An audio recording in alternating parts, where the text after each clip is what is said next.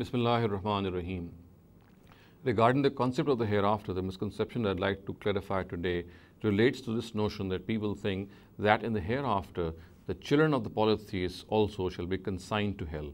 And this, of course, is based on a narrative of the Prophet Muhammad ﷺ, which is ascribed to him, and according to which the children of the polytheists, children of the idolaters, they shall also end up in hell. And some of the narratives go on to say that the Almighty shall punish them into hell because He knows through His own knowledge that if these kids or these children were allowed to grow up, they would have ended up as mushriks, they would have ended up as polytheists, and therefore would have deserved to go into hell. So on the basis of His foreknowledge, the Almighty decided that all these children of the polytheists, they shall end up in hell. Now, first of all, it needs to be understood that the Almighty, of course, shall mete out absolute and perfect justice on the day of judgment. It would be absolutely wrong to say that people will end up in hell because they were children of certain people who were disobedient to God or who were mushriks. So therefore, it is not because of the parents that people or children will end up in hell. The real reason which will take a person to hell will be his own deeds. And so therefore, if these deeds abound, only then he shall end up in hell. Otherwise, people who have not reached the age of maturity, so therefore people who are not aware of good and evil, who have not yet reached the awareness of good and evil, how can they be considered to end up in hell? So therefore, it is absolutely against the justice of the Almighty to believe that He'll consign the children of the polytheists, the children of the mushriks into hell, simply because their own parents were mushriks.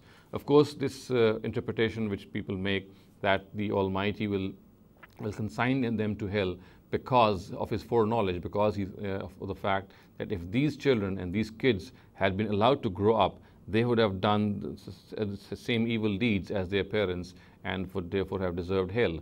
Now again, this principle is not correct because the Almighty has not implemented this principle in our whole system. It is not that on the basis of His own knowledge will He decide that people should be consigned to hell or heaven. For we know that if people would be consigned to hell on the basis of His knowledge, of course, then they could have asked Him, they would have asked Him on the day of judgment that why are they being consigned to hell, whereas they have not done anything. So it is because of this that the Almighty has made all of us pass through this whole trial and test and make us realize on the day of judgment that whatever we deserve on the day of judgment, whether hell or heaven, it will be because of our own deeds. So this is the principle which the Almighty has implemented. Of course, He has foreknowledge of whoever will end up in hell or heaven.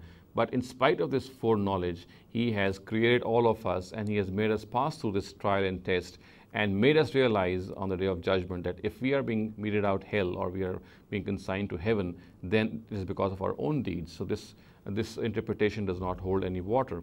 And we must understand that as far as the children of polytheists are concerned, if this narrative speaks of the fact that they shall be consigned to hell, then it is absolutely against the Quran. And not only is it against the Quran, but it is also against the scheme of things which the Almighty has implemented in this world.